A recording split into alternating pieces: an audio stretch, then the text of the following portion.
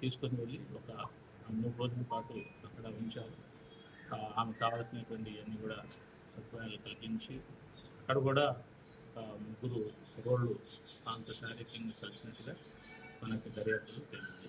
అలాగే ఆశ్రయం ఇచ్చినటువంటి ఒక వ్యక్తి ఇల్లు కూడా మేము డిటెక్ట్ చేయడం జరిగింది.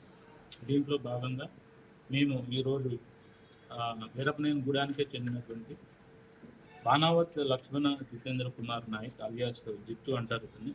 ఇతను 25 సంవత్సరాలు, కన్నాపు ఏడుకొండలు. అలాగే పగడాల హర్షవర్ధన్, ఇతన్ని సిద్ధు అంటారు. సో ఇతను సన్నాపు కోటేశ్వరు 25 ఇయర్స్. వీరిద్దరిని కూడా ఈరోజు అరెస్ట్ చేయడం జరిగింది. సో ఈ యొక్క దర్యాప్తుకి ప్రత్యేకంగా అడిషనల్ ఎస్పీ అడ్మిన్ని ఈ యొక్క దర్యాప్తుకి ఇన్వెస్టిగేటింగ్ ఆఫీసర్గా నియమించడం జరిగింది. సో ఈ యొక్క కేసులో సైంటిఫిక్ ఇన్వెస్టిగేషన్ జరుగుతోంది. దీనికి సంబంధించినటువంటి ఎలక్ట్రానిక్ ఎవిడెన్స్, డాక్యుమెంటరీ ఎవిడెన్స్, అట్లాగే సైంటిఫిక్ టూల్స్ని ఉపయోగించి ఈ యొక్క క్రైమ్ సీన్ని రికన్స్ట్రక్షన్ చేసుకుంటూ దీన్ని చాలా పకడ్బందీగా ఈ కేసుని మేము నిర్మిస్తూ ఉన్నాము. దీన్ని త్వరితగతిన ఈ ట్రయల్లో దీన్ని ప్రవేశపెట్టి దీంట్లో కన్విక్షన్ను తీసుకురావాలనేటువంటి దృఢ సంకల్పంతో మా యొక్క ఆఫీస్ అందరూ కూడా దీన్ని నేను 3 రోజులుగా ఇక్కడే ఉండి ఈ యొక్క కేసుని పూర్తి స్థాయిలో ఈ యొక్క విచారణని నేను దర్యాప్తు చేస్తున్నాను. సో ఇటువంటి సంఘటనలు చాలా దురదృష్టకరమైనటువంటి. వెంటనే మా యొక్క సిబ్బంది స్పందించి ఈ యొక్క విషయంలో చాలా జాగ్రత్తతో వ్యవహరించారు. ఎక్కడ కూడా అలసత్వం లేకుండా, ప్రత్యేకించి ఆత్కూరు ఎస్ఐ గారిని ఈ కేసు దర్యాప్తుకు సంబంధించి ఏ డ్యూటీస్ కూడా ఆయనకి ఇంట్రెస్ట్ చేయకుండా కంప్లీట్గా మానిటర్ చేస్తూ ఉన్నాము. సో మనకి ఈ యొక్క ఇటువంటి సంఘటనలు మళ్ళీ పునరావృతం కాకుండా గ్రామ స్థాయిలో ఈ యొక్క అవేర్నెస్ క్యాంప్స్ కూడా మేము కండక్ట్ చేయాలనుకున్నాము. ఇటీవల కాలంలో ఈ ఆత్కూరు మండలంలో, ఆత్కూరు గ్రామంలో కూడా మేము పల్లె నిద్ర అనేటువంటి కార్యక్రమం మేము చేపట్టిన విషయం మీ అందరికీ తెలిసిందే. అంతేకాకుండా గ్రామస్తులతో మాట్లాడి అక్కడ ఉన్నటువంటి ఇబ్బందులు, పోలీసు సేవలు ఏ రకంగా వారికి చేరాలి, ఇంకా ఏదైనా ఎక్స్పెక్టేషన్స్ కానీ వారికి ఇంకా ఉన్నాయా అనేటువంటి విషయం మేము తెలుసుకోవడం జరుగుతుంది. ఈ సందర్భంలో గ్రామంలో ఉన్నటువంటి అన్ని రకాలైనటువంటి సమస్యలు సీనియర్ ఆఫీసర్స్ వచ్చినప్పుడు వాళ్ళ దృష్టిలో పెట్టడం జరుగుతుంది. క్రానిక్గా ఇప్పటి నుంచో ఉన్నటువంటి భూ వివాదాలు కానీ, కుటుంబ కలహాలు కానీ, లేకపోతే ఇంకా ఏ రకమైనటువంటి సామాజిక రుగ్మతలు, ఈ యొక్క అంటే గాంజా కన్జంప్షన్ కానీ, లేకపోతే విద్యార్థులు సరైనటువంటి సమయానికి వెళ్ళకపోవడం, పాఠశాలకి, ఇటువంటివన్నీ కూడా మనకి దృష్టిలోకి వచ్చినప్పుడు వాటిని ఏ రకంగా మనం అవేర్నెస్ క్రియేట్ చేయాలి.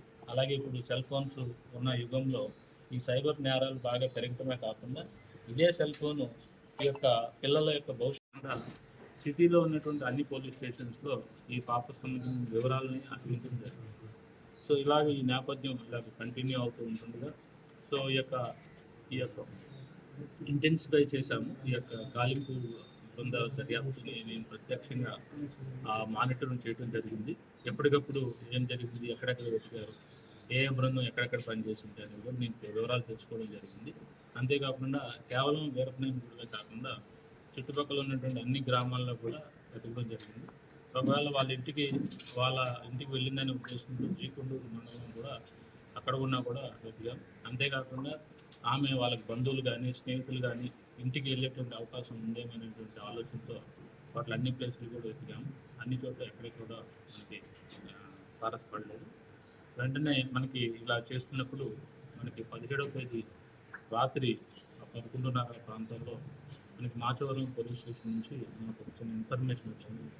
పాప మీరు మిస్సింగ్ ఏదైతే చెప్పారో ఆ పాప సంబంధించినటువంటి వివరాలతో ఇక్కడ ఒక ఈమెయిల్ వచ్చింది. అంటే అప్పటికే తీవ్రమైనటువంటి గాలింపు చర్యలు చేస్తున్నటువంటి ఎస్ఐ గారు సురేష్ గారు ఆ పోలీస్ స్టేషన్కి వెళ్ళి ఆ పాపను సెక్యూర్ తీసుకున్న విషయం, అలాగే ఆ పాపతో ఏం జరిగింది, ఎక్కడ ఉన్నది, ఇవన్నీ కూడా వివరాలు రావడం జరిగింది. ఇమ్మీడియట్గా ఆ పాప మహిళ కాబట్టి వెంటనే మహిళా ఎస్ఐని తీసుకొని వచ్చి ఆ పాపతో కంప్లీట్గా విచారణ ఏం జరిగిందనేది కూడా విచారణ చేయడం జరిగింది. దీంట్లో మనం పరిశీలించినట్లయితే ఆమెకి అన్ని వివరాలు చెప్పింది. 18వ తారీఖు ఉదయం 10:30 ప్రాంతంలో అన్ని వివరాలు చెప్పింది. ఇది ఏం జరిగిందంటే ఈ పాప ఏదో చిన్న గొడవ జరిగినటువంటి నేపథ్యంలో ఆ ఇంటి నుంచి మీ నాన్నగారికి చెప్తాను ఈ గొడవకు కారణం, మా ఇంట్లో గొడవ కారణం అని ఆ పిల్లకి అనేసరికి నేను నాన్నకి ఫోన్ చేస్తాను, ఆయన వచ్చి తీసుకొని వెళ్ళిపోతాడు అని చెప్పింది. స్వతహాగా ఆ పాపకి తండ్రి అంటే కొంచెం భయం ఉంది. ఎందుకంటే ఈ పాప 6th క్లాస్ డ్రాప్ అవుట్ ఉంది. సో చదువు మానేసి ఇంటి దగ్గర ఉండిపోతుంది. సో ఈ నేపథ్యంలో బాగా భయపడి మా నాన్న దగ్గరికి ఎలా పంపించేస్తారేమో, మళ్ళీ ఆయన కొడతాడేమో వెళ్ళిపోయింది. ఈ నేపథ్యంలో అక్కడ కొన్ని అవుట్కట్స్లో ఉన్నటువంటి లేఅవుట్లో ఇద్దరు రోడ్లు అక్కడ నేను గమనించాను.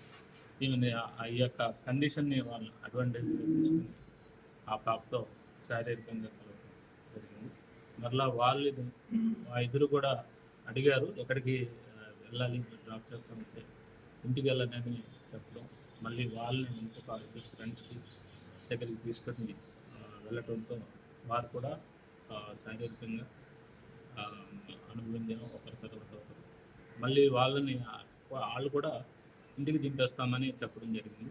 అయినా కూడా నేను ఇంటికి వెళ్ళను అని నన్ను ఉంటారు అనేటువంటి ఒక భయం వ్యక్తం చేసేసరికి ఆమెకు నిస్సహాయక స్థితిని అవసరాలు చేసుకుని కూర్చుండే ఖాళీ ఎందుకు పెట్టడం, లేదా చైర్ తీసేయాలి, ఖాళీ ఎందుకు పెట్టుకోవాలి.